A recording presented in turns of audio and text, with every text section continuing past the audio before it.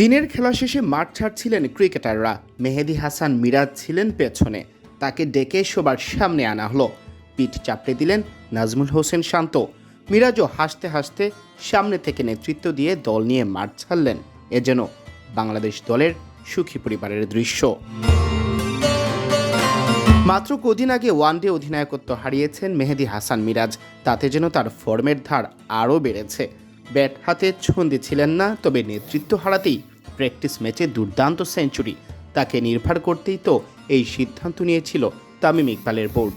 সিদ্ধান্তটা কাজে এসেছে।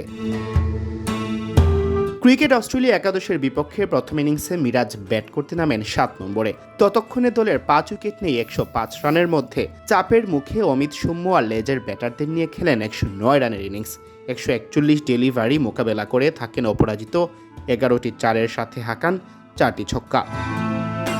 মিরাজের এই পারফরমেন্স শুধু তাকেই নয়, অনুপ্রাণিত করতে পারে গোটা দলকেই। দেখে শুনে খেললে যে অস্ট্রেলিয়ার মাটিতেও ভালো করা সম্ভব, তার প্রমাণ দিলেন প্রস্তুতি ম্যাচেই। Siam Chowdhury, BD ক্রিক time.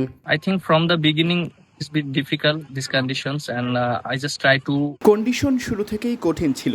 পরিস্থিতি সামাল দেওয়ার চেষ্টা করেছি, স্ট্রাইক রোটেট করে খেলেছি, সুযোগ আসলে কাজে লাগানোর চেষ্টা করেছি। get a score. I'm just looking for that situations.